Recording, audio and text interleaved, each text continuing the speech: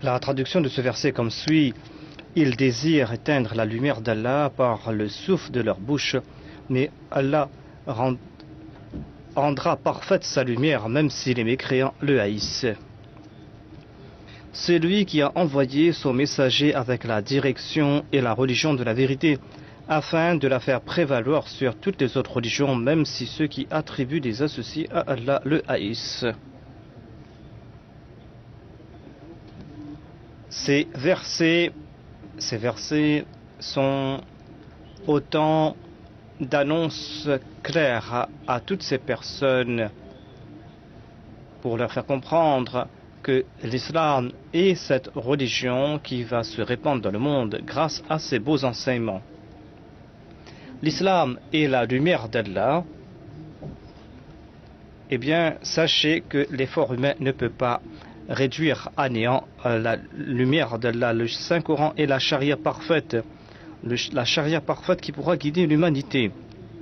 Et hormis l'islam, il n'y a pas d'autre charia, d'autres religions qui pourront ou qui pourra offrir à l'humanité le salut. Et le saint prophète Mohammed sallallahu alayhi wa sallam est le Khatam al-Nabiyyin. Et après le saint prophète Mohammed, lui, il n'y aura pas de prophète porteur de loi, prophète porteur de charia. Certes, selon l'annonce de Dieu, à savoir que l'islam aura la victoire sur toutes les autres religions. Et durant les temps nouveaux, eh bien, pour parachever la diffusion de ce message, pour parachever cette direction qui a été parachevée et envoyée par l'entremise du saint prophète Mohammed, eh bien, pour parachever cette mission, l'amoureux parfait du saint prophète va venir en s'étant asservi au saint prophète Mohammed. Il va venir en tant que prophète qui a reflété l'image du saint prophète. Il viendra en tant que messie promis, en tant que prophète subordonné. Ainsi donc, Allah a envoyé Mirza Ghulam Ahmad de Qadian afin d'accomplir cette mission. Il l'a suscité en tant que messie promis et en tant que Mehdi promis. Il a présenté le beau message de l'islam au monde. Et il a transmis ce message de l'islam d'un coin du monde à un autre coin du monde. Cela s'est fait à l'époque du Messie promis. Son message avait atteint l'Europe et les Amériques durant son temps. Il a établi cette Jamaat qui a été perpétuée par l'entremise du califat. Le Messie promis alayhi salam a commenté sur ces versets et il a répondu à des adversaires de l'islam. Et il déclare que ces gens-là, les adversaires de l'islam, par leurs propos, ils ne cessent d'énoncer des propos futiles. Ils disent que cette religion qu'est l'islam n'aura jamais de succès. Ils disent que cette religion sera détruite par nos mains. Le Messie promis à l'islam déclare que sachez que Dieu ne laissera pas partir à la perdition cette religion et il ne l'abandonnera pas tant que cette promesse ne s'accomplisse pas.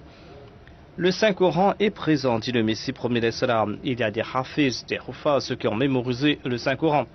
Il y en a beaucoup, des hufaz dans le monde. Eh bien, dit-il, voyez comment les kuffars ont présenté leur opinion en disant que cette religion va disparaître. Et nous allons détruire cette religion, ont dit ses adversaires. Ils ont fait cette prophétie, ces adversaires de l'islam. Prophétie qui a des consignes de Saint-Coran qui dit que cette religion ne va pas disparaître, cette religion sera comme un arbre. Et cette religion, dans cette religion, il y aura des souverains. Eh bien, dans cet état de faiblesse, cette promesse divine s'est accomplie et aucun effort humain n'a pu endiguer ce progrès. Le Messie promis s'est adressé aux adversaires de l'islam. Il a dit à ses adversaires de l'islam que vous ne pourrez pas mettre fin à cette religion. Il avait lancé ce défi clair à l'humanité. Il a déclaré que pour le renouveau de l'islam, Dieu m'a suscité. Pour le renouveau de l'islam, Dieu m'a suscité en tant que serviteur du saint prophète Mohammed lui. Et moi, je vais dans le monde entier présenter l'islam dans le monde entier. Allah a déclaré qu'Allah va m'accorder son soutien. Allah avait promis au Messie premier l'islam que je vais transmettre ton message jusqu'aux confins de la terre. Il a aussi déclaré que par mon entremise, Dieu va établir cette communauté. Eh bien, cette communauté va faire flotter le drapeau de l'islam dans les 4 coins du monde. Et par ce bel enseignement, cette Jamaat va remporter la victoire sur les cœurs, va conquérir les cœurs, il ne va pas le faire par l'entremise des armes. Et des gens de bonne nature vont se réunir sous la bannière du saint prophète Mohammed lui. Il a dit à tous les musulmans du monde entier que écoutez le message du saint prophète Mohammed lui. Écoutez son message, comprenez son message, et vous devez vous lier à ce Messie et ce Mahdi et progresser dans votre foi, progresser de votre pureté. Ensuite, vous allez voir comment les promesses divines vont s'accomplir. Vous allez constater comment Dieu va vous accorder une nouvelle gloire, mais vous ne devez pas être influencé par les prétendus ulémas. Et les musulmans ont été influencés par les prétendus ulémas. Et ils n'ont pas été vigilants à cet égard. Au contraire, les ulémas, quant à eux, ont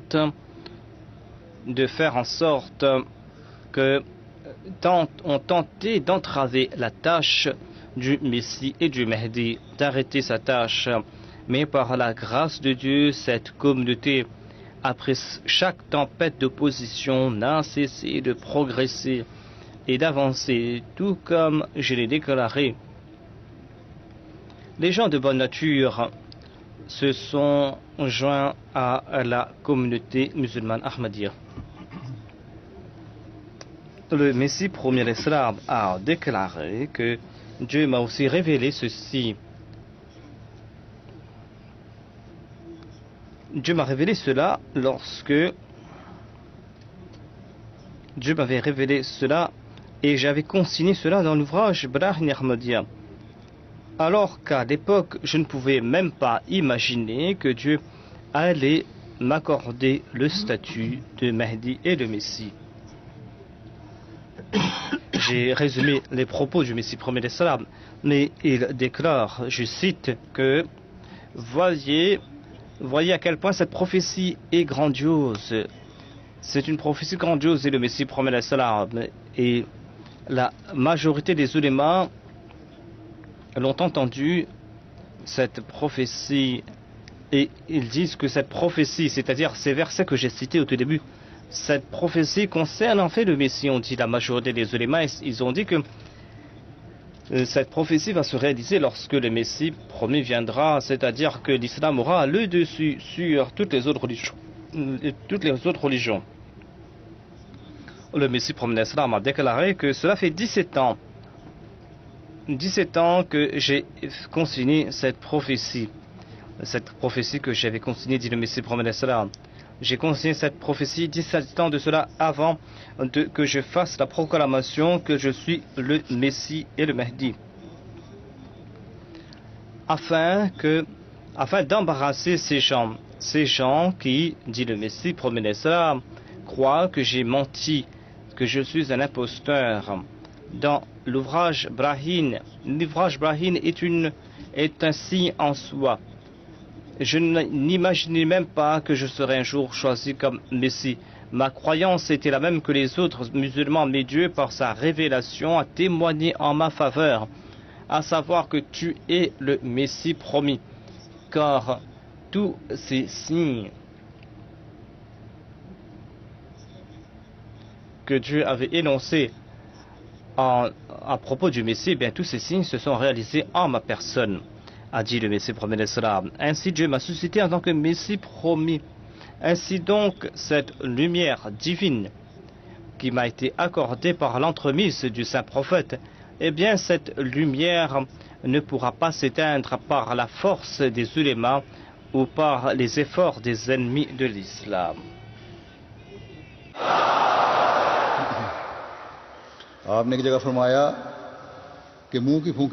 Le Messie promet l'islam déclare que signifie le souffle de la bouche.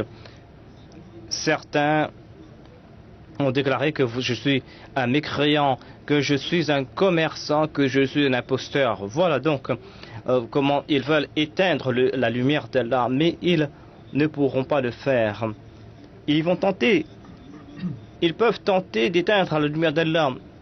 Avant de pouvoir le faire, ils seront eux-mêmes humiliés, ces adversaires de l'islam. Dieu m'a révélé ces paroles, dit le Messie promet l'islam. Yuriduna an yutfi'u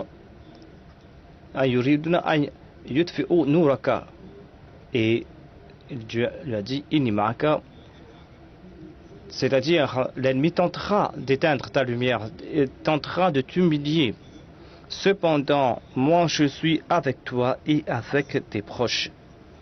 Ainsi, en dépit de toute opposition, en dépit de l'opposition de la part des musulmans, des musulmans qui vivent sous l'autorité des États musulmans et des non-musulmans et des forces non-musulmanes, eh bien, il va éteindre ce feu, mais à présent, Dieu va répandre sa lumière dans le monde entier. Tous les ans, en dépit de toute cette opposition, en dépit des complots des ulémas, eh bien, des centaines de milliers de gens embrassent la Jamaat Ahmadiyya tous les ans. Eh bien, Allah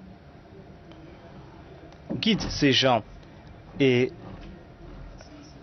Dieu montre des signes pour renforcer leur foi, et cela accroît notre foi lorsque nous entendons cela. Nous grandissons dans notre conviction divine. Par exemple, je vais présenter certains récits de cette année. Il y a un missionnaire du Ghana qui écrit, M. Bilal, il dit que dans un village de la région d'Apa East, eh bien, nos 3 muallimines sont partis faire le tablir. Eh bien, ils ont logé dans une maison, et dans cette maison où il y avait une vieille femme non musulmane qui s'appelait Awini, Adorsele Awini. Elle habitait dans cette maison. Eh bien, elle était très contente lorsque ces muallimines ont venu. Cette femme a déclaré que 7 ans auparavant, j'ai vu un rêve. J'ai vu dans mon rêve que 3 personnes qui cherchaient la religion, qui cherchaient la connaissance, sont venues dans ma maison et je leur ai offert de l'eau.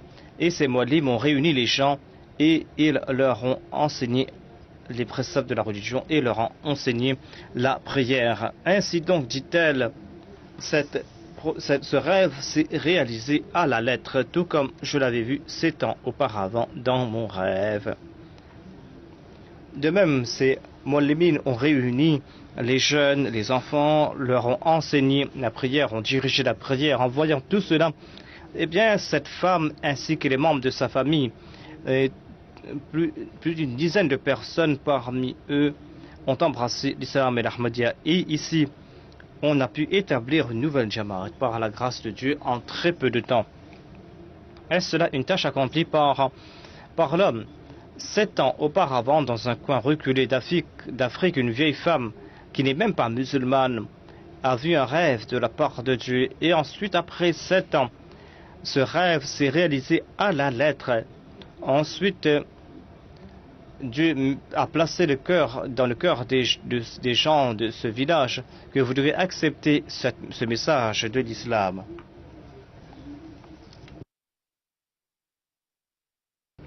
Le muallim de la région de Lokassa du Bénin relate que nous sommes partis prêcher le message de l'islam dans un village et là-bas, certains musulmans ont commencé à nous insulter. Ils ont insulté le Messie promis l'islam. Tout comme l'a dit le Messie promet l'islam, eh bien, leur seul propos, c'est de me qualifier de commerçant, de mécréant, et de sang-froid. Ainsi donc, on dit ce Molim, je suis retourné et j'ai pris en cours de route. Oh Allah, aujourd'hui, nous sommes sortis transmettre le message de ton Messie. Face que nous ne retournions pas et que nous ne retournions pas des conflits. Lorsque nous avons accompli la prière, nous avons vu que quelqu'un était à côté de nous. Nous nous sommes présentés et l'autre a dit, j'habite à côté. Est-ce que voulez-vous visiter mon village? Eh bien, nous sommes partis dans le village de cette personne et il a réuni les gens de son village. Et nous leur avons transmis le message du Messie promis à l'Islam. Grâce à cet abrir, eh bien, dit-il, le Molim déclare que plus de 37 personnes ont embrassé l'Ahmadiyya. Ainsi dit le Messie promis à l'Islam, ces gens se contentent de m'insulter, mais est-ce qu'on peut éteindre la lumière de Dieu par ces insultes? Ils nous insultent dans un coin, mais dans un autre coin où ces gens, ou ces Molimines, ces Ahmadis, ne pouvaient n'imaginer même pas pouvoir partir dans ce coin, eh bien, il y a une personne qui est sortie de ce village inconnu, où Allah a envoyé cette personne en disant que vous avez une bonne nature, eh bien, partez, et il y a quelqu'un qui transmet le message du Messie, invitez cette personne dans votre village et écoutez ce message que j'ai à donner. Ainsi donc, il y a un autre exemple, comment Allah transforme le désespoir de certaines personnes en espoir. Il exauce leurs prières et il leur donne des fruits. Il y a un récit qui nous vient de Bobo, du Burkina Faso. Un Muallim a déclaré que nous avons prêché le message de l'islam dans un coin d'un village. Eh bien, nous n'avons pas eu de succès. Eh bien, j'ai dit à ces personnes que lorsque vous me visitez la ville, venez chez moi. Après quelques temps, un certain Al-Hassan m'a visité à la maison. Je l'ai fait regarder la MTA. Et après quelques temps, lorsque il y avait une des émissions dans lesquelles il y avait le calife, il a dit que j'ai vu cette personne dans un rêve auparavant. Et ainsi, sans aucune preuve, il a embrassé l'Ahmadiyya. Et il est retourné dans son village et il a dit aux membres de son village qu'il avait vu cette personne. Et les gens de son village ont embrassé l'Ahmadiyya. Maintenant, par la grâce de Dieu, il y a une Jamaat dans ce village.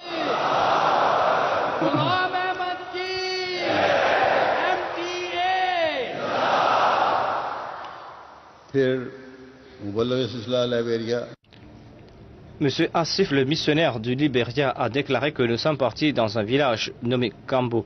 Nous avons tenté d'implanter l'Ahmadiyya depuis plusieurs années, mais nous n'avons pas pu le faire en raison des campagnes des Mollahs. Les Mollahs partaient là-bas, eh bien, ils nous insultaient là-bas. Eh bien, une personne de ce village, un certain Mohamed Al-Farid, nous l'avons rencontré.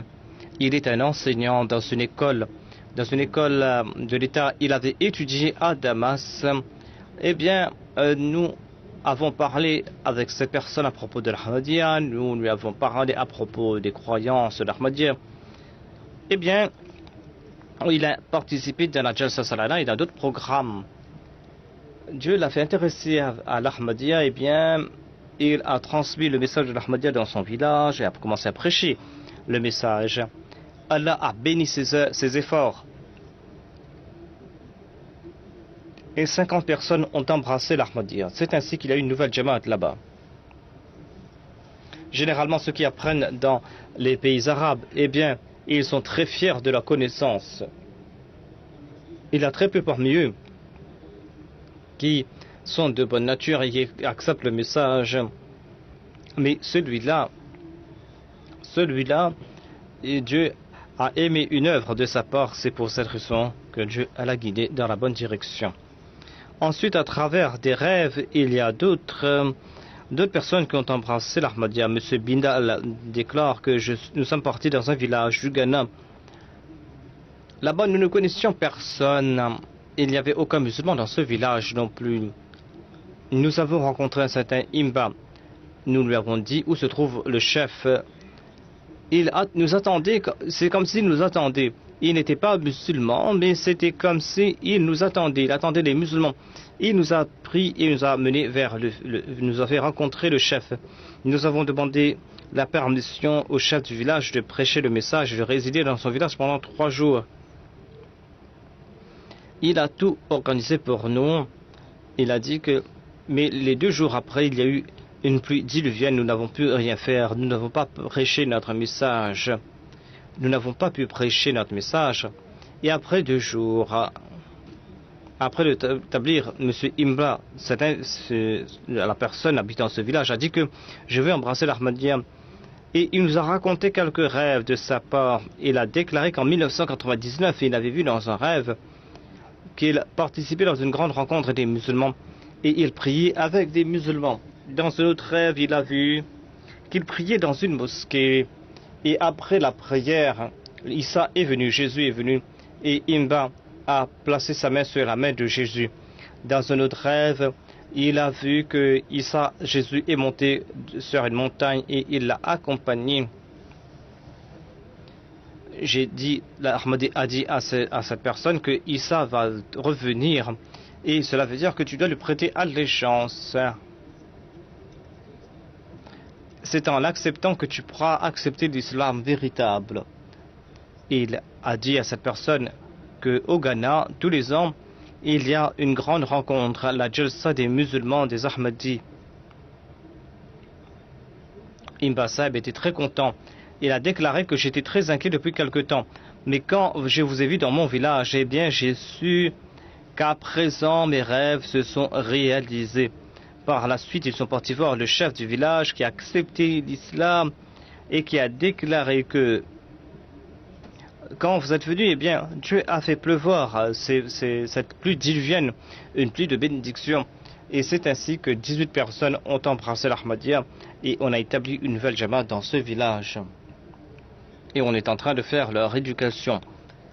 Il y a un autre récit qui nous vient du Mali, un autre pays d'Afrique, de la région de Sikasso, ou de Sakasso.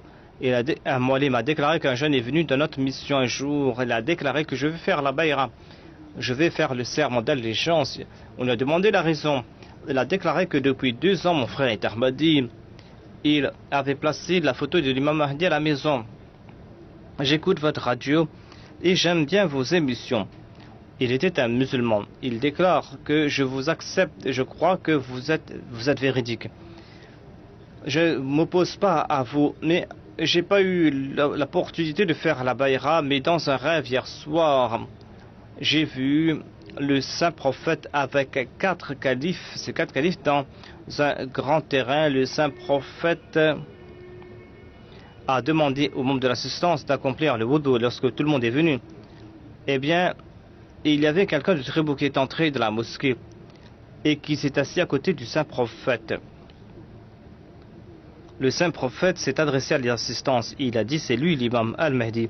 Et vous devez tous lui prêter allégeance. C'est lui, la photo, c'est celle que j'ai vue chez mon frère. J'ai compris qu'il est important de faire la baïra. C'est pour cette raison que je me présente à vous. Il y a un récit qui nous vient du Guinée-Bissau.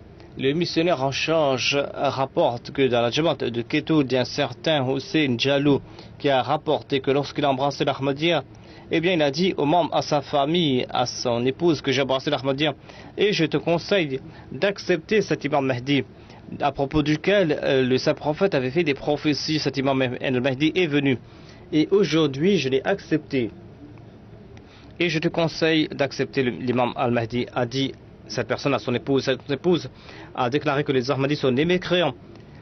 Et voilà ce qu'elle a dit. Cela ne se fait pas uniquement au Pakistan ou en Inde, même dans les pays d'Afrique où il y a des musulmans. Eh bien, il y a les mollahs qui font des campagnes contre l'Ahmadiyya. Il y a des mollahs qui viennent du Pakistan et des pays arabes qui disent que les Ahmadis sont des mécréants. La femme a dit que les Ahmadis sont mécréants. Soit tu dois abandonner l'Ahmadiyya ou m'abandonner moi, a dit sa femme. L'autre a dit que son mari a dit que je ne vais pas abandonner l'Ahmadiyya et il s'est séparé de sa femme. Monsieur Jalou a déclaré que j'ai commencé à prier pour ma femme. J'ai dit, oh Allah, tu m'as guidé sur le droit chemin, sur la Salat al-Mustaqim. Guide ma femme aussi sur la Salat al-Mustaqim. Et elle dit que pendant 5 ans, j'ai fait cette prière. Et je n'étais pas désespéré de la gloire de Dieu. Voilà donc sa constance. Après 5 ans, ma femme m'a téléphoné et m'a dit que je te demande pardon et je demande pardon à Dieu. Monsieur Diallo a déclaré que je lui ai demandé que s'est-il passé, comment y a-t-il eu ce changement. Sa femme lui a dit que la nuit j'ai vu un rêve. Dans ce songe, j'ai compris, grâce à ce songe, j'ai compris que j'étais dans l'erreur. Elle dit que dans ce rêve, j'ai vu que j'étais au bord d'une rivière et de l'autre côté, il y avait une lumière et les gens ont traversé la rivière pour partir de l'autre côté. Lorsque je me suis approché de la lumière, j'ai vu quelqu'un qui était là. Cette personne m'a empêché en disant que ce lieu est réservé à l'imam, aux Ahmadis qui ont accepté l'imam al-Mahdi. Je me suis dit que mon mari est Ahmadi. Il a dit que tu ne peux pas partir là-bas parce que ton mari est Ahmadi, toi tu ne l'es pas. Lorsque j'ai ouvert les yeux, j'avais les larmes aux yeux et j'ai compris que l'Ahmadiyya est l'islam véritable et j'ai accepté l'Ahmadiyya.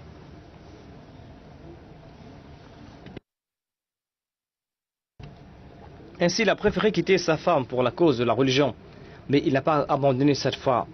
Cette personne ne s'est pas arrêtée là. Et il avait aussi de la sympathie pour son épouse. Il avait une sympathie et constamment, il n'a cessé de prier. Pendant 5 ans donc, il n'a cessé de prier. Et après 5 ans, lorsque Dieu avait éprouvé sa foi, eh bien sa prière a été exaucée après 5 ans et a montré un signe en sa faveur. Et ici, cette femme a vu la lumière du Messie promis d'Islam. Tu ne pourras pas éteindre cette lumière. Personne ne pourra éteindre cette lumière. De même, l'Amir Sab du Ghana a relaté un autre récit concernant le tablir. Il a déclaré dans un village, dans la région nord du Ghana, dans un village nommé Bajamba, eh bien, notre équipe est partie dans ce village pour prêcher le message de l'Ahmadiyya. Eh bien, par la suite, l'imam ainsi que le chef du village et plus de 500 personnes ont embrassé l'Ahmadiyya. Un certain Hussein a déclaré après avoir écouté notre message que dans un rêve, j'ai vu que certaines personnes m'invitaient vers l'enfer, m'attiraient vers l'enfer. Et c'est là que certaines personnes sont venues et m'ont mis sur une voie qui était très belle, qui menait vers le paradis.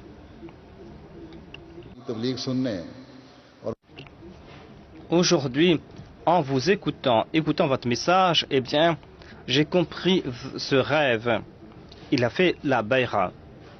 Et pendant le séjour de l'équipe de Tablir, il n'a cessé d'aider notre équipe. Lorsque notre équipe est partie dans l'autre village, il est parti là-bas et il a fait montre de zèle à leur égard. Dieu est en train de guider aussi les gens en Europe, en Occident. Le missionnaire de la Bosnie relate à propos de la conversion d'une personne, M. Al-Widin était un musulman de nom, mais grâce à des rêves, eh bien, il a vu des signes qui l'ont poussé à éviter ses péchés, ses transgressions dans lesquelles il s'était. Et par la suite, il a eu une maladie très grave.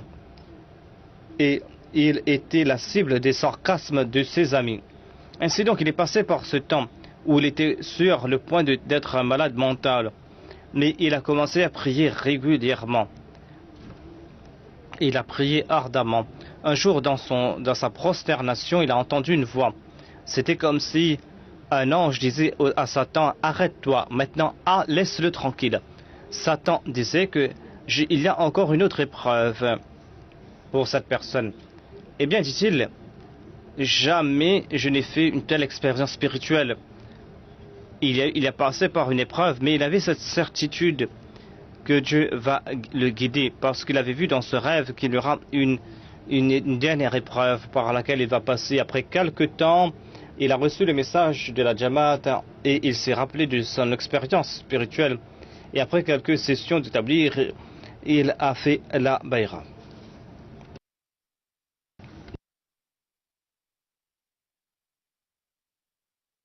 Il y a un certain monsieur Ahmad de la Jordanie. Il a dit que un jour, dans ma quête de la vérité, j'ai lu un article sur le Dajjal. Un Ahmadi avait écrit cet article. Et j'ai aimé cet article et j'ai commencé à faire des recherches sur l'Ahmadiyya. Lorsque j'ai étudié les ouvrages de l'Ahmadiyya, eh bien, j'ai commencé à comprendre la véracité du Messie promet l'Islam.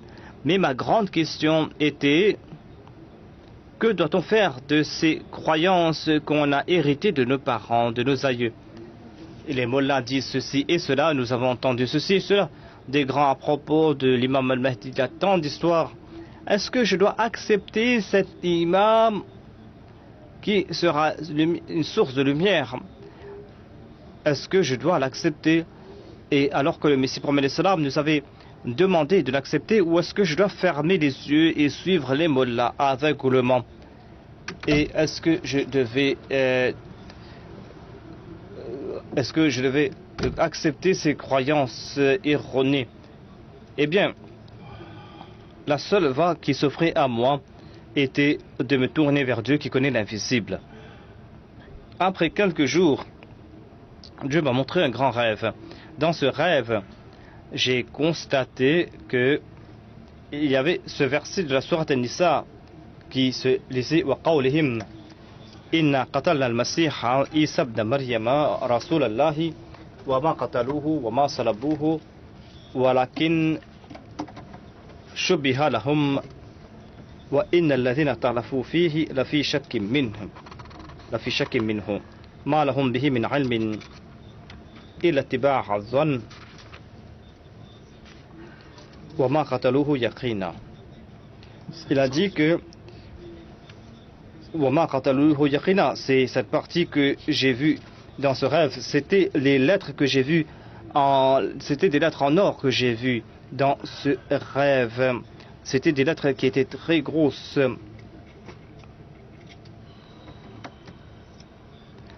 Certes, j'avais compris la question de la mort de Jésus grâce à l'Ahmadiyya, mais je n'avais pas entendu le tafsir à propos de ce verset. Je réfléchissais à ce propos quand un jour sur la MTA dans la Liqram al-Arab, le quatrième calife, a commenté sur ce verset et j'étais fort étonné de cet hasard. Comment se fait-il que ce rêve que j'avais vu dans mon rêve et dont je désirais comprendre, comment on est en train d'expliquer ce même verset sur la MTA? Ce n'est pas un fait du hasard, au contraire, Dieu est en train de me guider. En voyant ce signe, eh bien, je me suis dit que je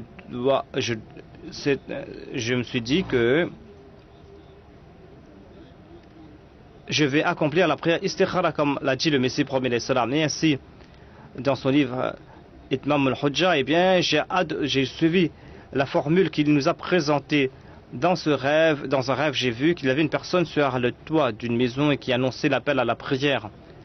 Après avoir complété la prière, il a dit Hayya al-Ahmadiyya, Hayya al-Ahmadiyya, c'est-à-dire venez vers l'Ahmadiyya, venez vers l'Ahmadiyya. Le muezzin a dit d'autres phrases, a énoncé d'autres phrases, mais je me suis souvenu que de ces phrases. Lorsque je me suis réveillé, eh bien, le muezzin lançait l'appel à la prière. Et grâce à ce signe, je me suis dit que je dois faire la bayra. Ensuite, nous constatons que les ulémas non-ahmadis tentent d'écarter les ahmadis de leur foi, de leur religion, et comment ils sont fermes dans leur foi. Il y a un récit qui nous vient du Bénin, du village Igilou du Bénin.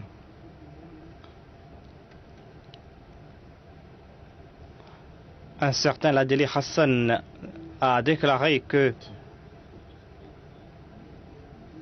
j'ai embrassé l'Ahmadiyya avec 25 membres de ma famille. Après avoir embrassé l'Ahmadiyya, eh bien, une une délégation de Mollahs, une délégation est venue, il y avait un Mollah qui avait étudié en Arabie Saoudite en déclarant que les Ahmadis vous égarent, ils sont des mécréants.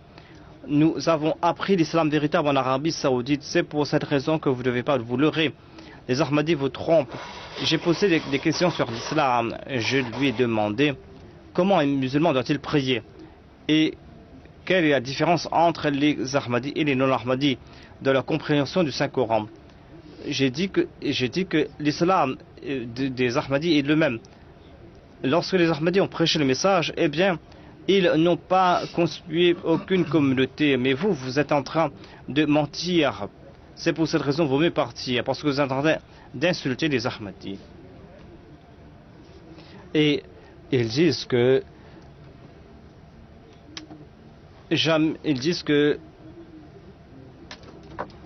il y a certains qui nous insultent. Eh bien, on dit que si vous nous qualifiez de mécréants, eh bien ce coufre va retourner contre vous, comme nous l'avait dit le saint prophète Mohammed, puis ce soit lui. Par la suite, dit-il, eh bien, il y a eu plusieurs délégations de Mollahs qui ont tenté de nous égarer, mais Dieu ne nous a pas laissé partir à la perdition. Et dans notre maison, nous avons réservé une chambre pour prier, pour accomplir la prière de Jumu'ah. Par la suite, d'autres personnes ont eu la chance d'embrasser l'Ahmadiyya et aujourd'hui, par la grâce de Dieu, nous avons pu bâtir une mosquée. Ensuite, en Tanzanie, il y a une place où on parle de bayat qui ont été obtenus là-bas, dans la région de Mwanza. Il y a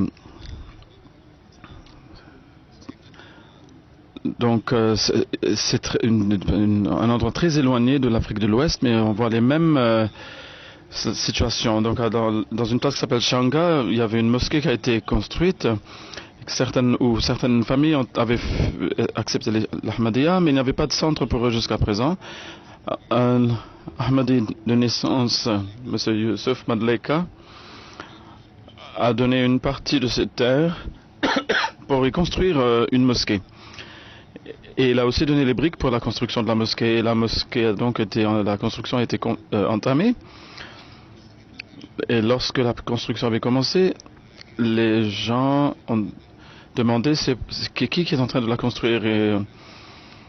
Et on a dit que ce sont les Ahmadis qui ont construit la mosquée. On a pensé peut-être que les gens n'allaient pas continuer à y prier. Mais les gens, même les non-Ahmadis, ont commencé à venir prier dans notre mosquée. Et ils ont commencé à poser d'autres questions sur l'Ahmadiyya. Et dans le même mois du Ramadan, ils ont reçu des convertis et de plus en plus de personnes sont entrées dans la communauté. Donc, ils avaient pensé que la construction de la mosquée allait augmenter l'opposition, mais en fait, dès que les portes de la mosquée ont été ouvertes, beaucoup de personnes sont venues entrer grâce à cela dans la Jamaat Ahmadiyya. Allah Ta'ala, de quelle façon il est en train de guider les gens, les uns et les autres. On voit des exemples étranges de cela dans la Jamaat de Nigeria, donc dans une région dont je n'ai pas saisi le nom. Un muallim dit que nous avons été dans cette région pour prêcher l'Ahmadiyya. On nous a, dans une maison particulière, on nous a chassés de cette maison. Et on est allé encore une fois, on a dit peut-être qu'on va nous chasser encore une fois, mais on y retourne. Donc en arrivant là-bas, au lieu de nous chasser, une femme nous a dit en nous voyant, donnez-moi 6 formulaires de bay'a, parce qu'il y a une famille entière qui va vous accepter. Elle dit que lorsque je suis allé quelque part, j'ai entendu une voix me disant qu'il y a des gens qui viennent vous voir pour vous donner un message, acceptez ce qu'ils disent et ce sera profitable pour vous. Et lorsque je suis rentré chez moi, je vous ai vu déjà arriver là, et donc toute cette famille est entrée dans la Jamaat et sont devenus des Ahmadis très actifs au contraire. Au Tataristan, donc encore, voilà, c'est un état de l'ex-URSS, à Kazan plus particulièrement, un endroit qui était à 380 km de Kazan. Donc il y a un village là-bas, donc il y a, à travers une famille Ahmadi, il y a un ami qui s'appelle Eric, monsieur Eric, qui a connu la Jamaat. Et donc, il a invité une délégation d'Ahmadi là-bas. Et lorsque la délégation est arrivée, on lui a présenté l'Ahmadiyya de façon très très détaillée. Et on lui a dit quelles étaient les conditions de la bay'a. Et elle dit que moi, je lis tous les jours les 10 conditions de la bay'a. Elle dit, j'ai mis ça sur un petit tableau de bois et je l'ai mis sur mon mur. Il dit, mais le calife dit, voilà, il n'était même pas encore Ahmadi, mais il a déjà mis cela sur son mur. Il dit, chaque matin, je me lève et je lis ces 10 conditions et je me demande sur laquelle de ces conditions est-ce que je n'agis pas encore. Et ça, c'est même son état avant de faire la bay'a. Ensuite, il a fait la bay'a, il est entré dans la Jamaat. Et alors, il m'a écrit une lettre en mon nom. Et il dit que, en restant avec les ulama de l'islam, je n'avais pas compris l'islam et je ne comprenais pas le sens de l'adoration. Et cela aurait pu me plonger dans la destruction. Mais alhamdulillah, qu'Allah m'a sauvé de la destruction et il m'a guidé vers la vérité. Il m'a donné la littérature de la Jamaat pour me faire connaître l'islam présenté de façon très simple et facile. Et le message de l'amour pour tous, la haine pour personne m'a beaucoup plu. Et le calife dit, il y a beaucoup d'incidentels où ces choses deviennent des moyens d'établir. Mohamed Ahmed Arshad, le missionnaire de Suisse, dit qu'il y a un alim de la religion, un turc, il a contacté depuis la Turquie 2 ans avant. Il a continué à regarder des émissions turques et il a envoyé des commentaires à ce sujet de temps à autre.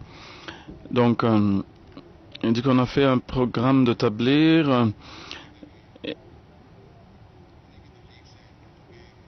et lui-même il a commencé à prêcher et grâce à cela son neveu éduqué dans une institution de connaissances islamiques âgé de 23 ans a accepté l'Ahmadiyya et il s'est présenté aussi au service de l'Ahmadiyya. Donc voilà comment le Messie premier alayhi salam, comment ces revendications, les gens acceptent ces revendications et ils regardent les émissions arabes et turques et il a lu aussi les livres de la Jamaat, mais il ne faisait pas la bay'a.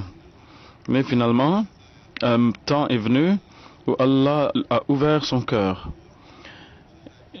Et M. Moussa, donc avec M. Ramzan et M. Haji Mahmoud, ses 2 amis, donc ils ont accepté l'Ahmadiyya en faisant la bay'a. Et tous les 3, avec tous les membres de la famille, sont 23 personnes. Ils m'ont écrit une lettre remplie de sincérité et de fidélité. Donc les gens qui ont de bonne nature, même s'ils sont parmi les ulama, il y a beaucoup parmi eux, il y en a certainement, et Allah les guide ceux-là aussi, ceux qui craignent Dieu. L'Amir Sahab de France écrit que lorsque l'on faisait du tractage, il y a quelqu'un qui a lu l'un de nos tracts et a dit que je vous attends depuis longtemps. Nous avons grand besoin de cet islam. Je suis depuis quelques années en France et ma famille est en Côte d'Ivoire, a-t-elle dit cette personne. Donc elle va dans votre centre et nous avons beaucoup d'intérêt dans votre Jamaat. Et il dit que j'ai regardé des programmes francophones sur YouTube. Et après 2 ans, elle a accepté l'Ahmadiyya. Donc là-bas, la Jamaat de Côte d'Ivoire, donc la Jamaat y est très active. Ils ont beaucoup de conversions, mais cette personne-là est arrivée en France avant de se convertir. Et puis, il y a des non-musulmans aussi qui sont influencés par les enseignements de l'islam. Allah illumine leur cœur aussi par les enseignements islamiques. Donc, en parlant d'une personne qui a accepté l'Ahmadiyya, le missionnaire de la région de Alada du Bénin dit qu'il y a Monsieur Issa qui a reçu donc le message de l'Ahmadiyya par des tracts. Il a entendu aussi à propos de l'Ahmadiyya sur la radio et il a dit que je suis a-t-il dit, un catholique de naissance. Mais chaque fois que j'allais à l'église, la façon que le prêtre interprétait les versets de la Bible, ça ne me satisfaisait pas. Mais j'ai commencé à écouter les enseignements de l'Ahmadiyya à la radio, et vous interprétez correctement, il me semble, les versets de la Bible, et donc il a accepté l'Ahmadiyya. Les musulmans aussi, ils sont dans l'attente dans certains endroits. Quand est-ce que la Jamaat va envoyer un représentant pour que nous puissions présenter notre bay'a, notre allégeance? Donc, alhamdoulilah, à travers la radio et la télé, en Afrique, en particulier, surtout à travers MTA Africa. Donc on voit que des gens sont comme ça qui nous attendent. Donc le missionnaire de Cotonou au Bénin dit que nous sommes allés dans un village très éloigné, Ngunje. Et lorsque nous avons présenté le message là-bas, il y a quelqu'un qui s'est mis debout et dit que mais nous écoutons le message de l'Ahmadiyya à la radio depuis longtemps. Nous connaissons vos croyances. Nous étions juste en train d'attendre qu'un représentant de l'Ahmadiyya arrive dans notre village et enseigne à nos enfants et nous-mêmes les enseignements de l'islam. Et 125 personnes de ce village sont devenues Ahmadis ce jour-là. Alhamdulillah, on entend donc des slogans dans la salle. Hazrat Muhammad Mustafa, Ghulam Ahmad ki, Ghulam Ahmad ki, Khilafat-e Ahmadiyya, Khilafat-e Ahmadiyya, Jamaat Ahmadiyya Alamgir, Nare Takbir. Au Burkina Faso, de la région de Banfora, le missionnaire de là-bas donc nous écrit que nous sommes allés dans un village, au Pozogo. Nous avons fait présenter le message de l'Ahmadiyya là-bas. Il dit que j'écoute toutes vos émissions sur votre chaîne de radio. Il dit je n'ai que 2 radios là-bas. Donc il y a une dont on charge la batterie pendant qu'on écoute l'autre. Et quand la batterie de l'autre meurt, là on la charge et on l'écoute sur l'autre radio. Comme ça on ne rate rien de vos émissions. Donc il nous dit que même si les gens n'en profitent pas, l'Ahmadiyya va avoir la victoire. Mais moi, j'entre dans la communauté Ahmadiyya et je dis aux autres aussi qu'il faudrait qu'ils rejoignent cette Jamaat. Donc regardez comment cette lumière est en train d'être vue et acceptée par des gens dans ces endroits éloignés. Au Mali, il y a un jeune donc, qui est venu à notre chaîne de radio et a dit que cette radio Ahmadiyya est la seule que nous pouvons écouter en tant que jeunes avec engouement, même sans musique. Donc moi aussi je voudrais faire des émissions ici. Alors ce jeune s'est assis avec le Muallim et il a commencé à faire une émission avec la radio et il a eu beaucoup plus d'intérêt encore dans l'Ahmadiyya et il a étudié davantage et puis il a fait la bay'a. Et après il a commencé à prier la salat et cette année-ci dans le Ramadan il a vu dans un rêve qu'une lumière est sortie du ciel, qui est venue vers la terre. Et petit à petit, elle s'est rapprochée de lui. Et une voix en est sortie en disant que la voix que tu as choisie, c'est la voix de la vérité. Ne l'abandonne jamais. Les gens bienheureux sont ceux qui acceptent cette voix et qui appellent les autres vers cette voix. Et sa foi a été grandement renforcée par ce rêve. Et il a commencé à prêcher davantage donc, dans une région du Congo-Kinshasa. Dès qu'il y a une personne qui a accepté l'Ahmadiyya, il dit que j'appartenais à Al-Sunnah. Lorsque la mission s'est ouverte ici, nos professeurs ont dit que les Ahmadis sont des incroyants, des mécréants. Mais après, j'ai entendu une émission à propos de l'Ahmadiyya et cela m'a beaucoup plu. J'ai aimé la façon que vous présentiez les enseignements de l'islam et durant l'émission, j'ai entendu le nom de l'Ahmadiyya. J'ai dit que lorsque j'ai entendu le nom de l'Ahmadiyya, toute ma joie s'est terminée là parce que j'ai dit mais ce sont des mécréants tels que me l'ont dit mes professeurs. Et je suis allé voir mes professeurs pour leur en parler. Ils ont dit oui, en effet, ces gens-là sont des mécréants. Ils ont perdu le chemin de la droiture. Et donc, après, j'ai écouté encore une fois cette émission et cela m'a beaucoup influencé. Et puis, je me suis dit, mais qu'est-ce que ça me coûterait d'aller dans une mosquée Ahmadiyya pour aller voir? Il ne faut pas obéir à ces ulama aveuglément. Et donc, je dis que je vais aller voir comment ils se comportent dans leur mosquée. Alors, j'ai fait plusieurs salats du vendredi, donc le Jumu'ah chez les Ahmadis. Et je n'ai rien vu dans ces mosquées-là, en regardant lesquelles on pourrait se dire que ces gens-là sont des mécréants. Et donc, j'ai accepté l'Ahmadiyya. Et le missionnaire du Cameroun dit que quelques années de cela, il y a des gens d'une certaine ville qui ont accepté l'Ahmadiyya et l'imam de la mosquée de cette région a aussi accepté l'Ahmadiyya, entre autres. Et son fils Ahmed Zakaria, qui est aussi un imam, a accepté l'Ahmadiyya et plus de 100 personnes ont accepté l'Ahmadiyya. Et M. Zakaria est à Msassi, il est devenu l'imam de son peuple là-bas. Et son deuxième fils, Imam Hosseini, lui aussi, il est Ahmadi. En 2017, leur père donc est mort et il a appelé tous les deux de ses fils avant sa mort et il leur a donné le conseil que vous avez accepté l'Ahmadiyya et les gens s'opposent à vous. Les ulama disent du mal de vous, mais souvenez-vous de ceci, que j'ai lu à propos beaucoup lu à propos de l'imam Mahdi dans les hadiths et le Coran. Et il dit que la Jamaat Ahmadiyya et le Mahdi de l'Ahmadiyya sont vrais. Donc continuez à vous agripper à l'islam et à l'Ahmadiyya et à la servir. Donc ces deux frères continuent de prêcher l'Ahmadiyya et ils font aussi leurs mosquées sont décentes pour nous et ils font aussi des sacrifices financiers. Donc leur père leur avait donné aussi un territoire pour construire, Inch'Allah, une nouvelle mosquée, ce qu'on va faire, Inch'Allah, à l'avenir. Donc ceux qui ont de la logique, qui utilisent leur raisonnement, ils n'écoutent pas ce que disent ces ulama.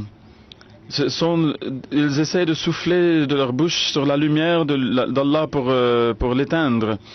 Mais la lumière d'Allah ne peut jamais être éteinte. Ces gens-là, alhamdoulilah, qui ont accepté l'Ahmadiyya, sont constants, fermes, et ce sont des vrais ulama. Ce sont eux les véritables ulama de l'islam. Ensuite, après avoir accepté l'Ahmadiyya, il y a donc comment Allah donne la force de la foi et donne la perspicacité. Et aussi enseigne les preuves et les arguments en faveur de cela. Donc dans la région de Mwanza, de la Tanzanie, le missionnaire écrit dans la région de Changa, et cela s'est produit en 2015. Beaucoup de gens ont eu l'occasion d'entrer dans l'Ahmadiyya. Donc M. Juma Massanja, qui vendait de petites choses et d'autres pour survivre, c'est un nouvel Ahmadi, donc il a dit que je suis allé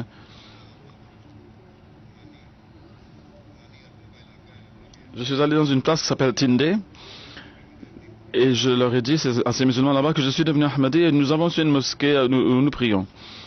En entendant cela, les Arabes de cette région ont commencé à m'insulter en disant que tu n'es plus musulman dans ce cas. Il a dit, mais même en lisant la déclaration de foi, vous n'êtes plus musulman. Tu étais meilleur auparavant. Alors, il dit que ceux qui disent qu'ils sont Ahmadis ne sont pas des Ahmadis, ce sont des koufars, ce sont des mécréants. Si tu ne t'es pas distancé d'eux, tu ne dois plus revenir ici pour vendre tes marchandises. Alors, il raconte que je n'avais pas beaucoup de connaissances, je ne pouvais pas leur donner des arguments, mais je leur ai demandé, depuis combien de temps vous êtes ici? Les Arabes d'Oman, les Omani, donc on dit que nous sommes là depuis 80 ans. Il a dit, dans ces 80 ans, qu'avez-vous fait pour propager cet islam que vous dites être vrai? Et alors que vous êtes à 15 km seulement de ce village, mais ces gens-là, ils ont propagé l'islam, et là vous dites que nous sommes des mécréants, que nous sommes devenus des mécréants. Alors les Arabes ont dit que nous pensions que vous ne méritiez même pas, vous n'étiez même pas prêt à recevoir cet islam-là. Donc voilà l'arrogance de ces Arabes qui croient qu'ils sont de grands savants. Si le prophète Mohammed sallallahu alayhi wa sallam, s'il suivait vraiment le prophète sallallahu alayhi wa sallam, eh ben,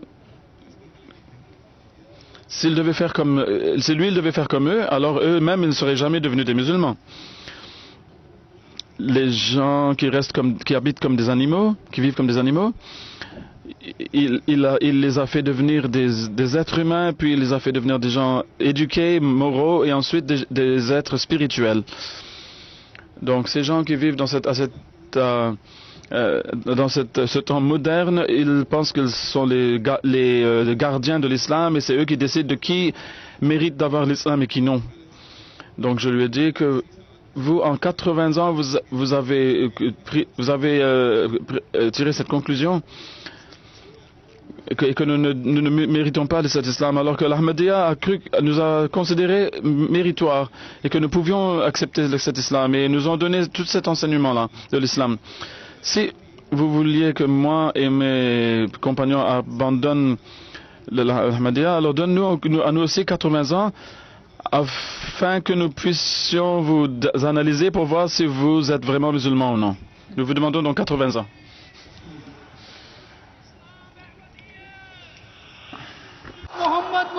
On entend encore quelques slogans dans la salle.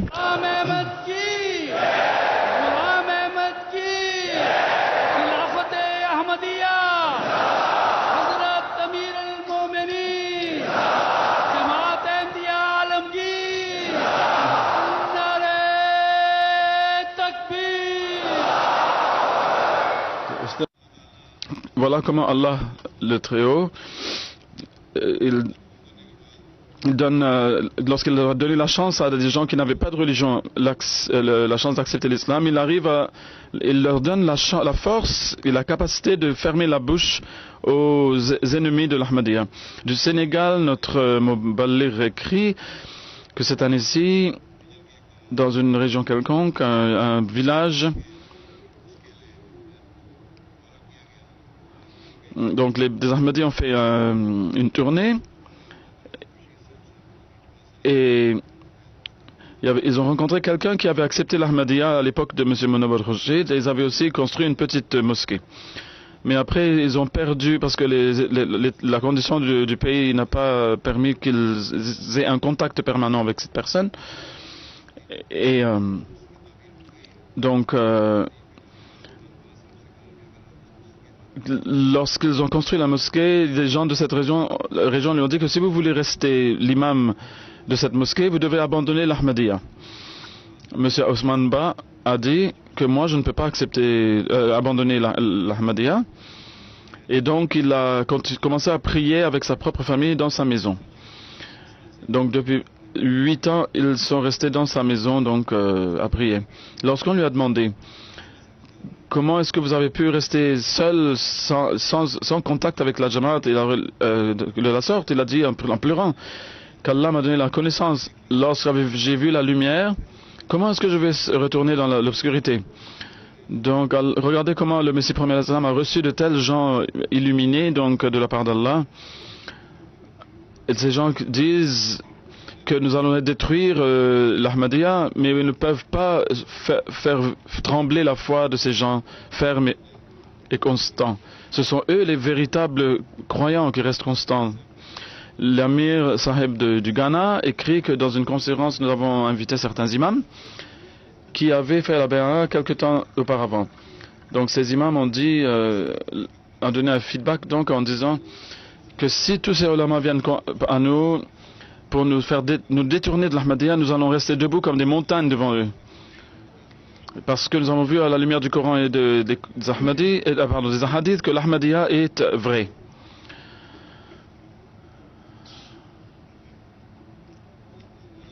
Le Messie premier dit que ceux-là viennent à moi qui ont un amour pour la vérité et qui honorent les gens de la vérité.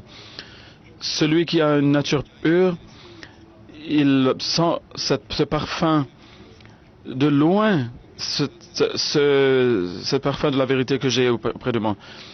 Et cette attraction qu'Allah donne à ceux qui l'envoient, les gens sont attirés vers moi par cette attraction-là, comme le fer à un aimant. Mais ceux qui sont méchants, ils sont éloignés de moi, ils tombent dans toutes sortes d'épreuves et ils ne voient pas ils ne se soucient pas de comment va être leur fin. Est-ce que ceux qui se sont opposés aux gens bienheureux envoyés par Allah, est-ce qu'ils ont prospéré?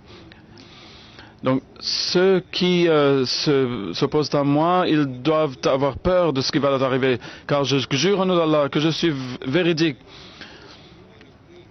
Béni est celui qui se sauve de la malédiction du rejet. Ceux qui profitent de la compagnie des personnes envoyées par Allah, Allah ne les laisse pas être détruits. Ce n'est pas difficile de reconnaître la véracité d'une personne envoyée par Allah.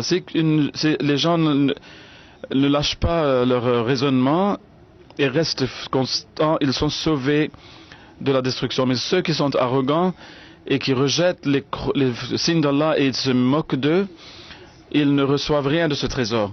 Donc les opposants peuvent s'opposer autant qu'ils le veulent.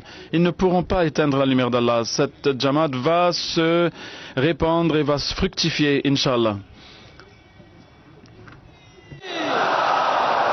Islam Ahmadiyya, Hazrat Muhammad Mustafa, Hazrat Khatamul Anbiya, Mohsin-e Insaniya, Ghulam Ahmad ki, Khilafat-e Ahmadiyya, Hazrat Amir al-Mu'minin,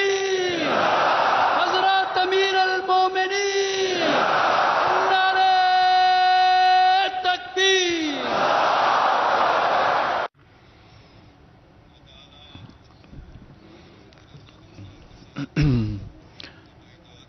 Allah est en train de donner des centaines de milliers de signes de son soutien offert au Messie promis salam.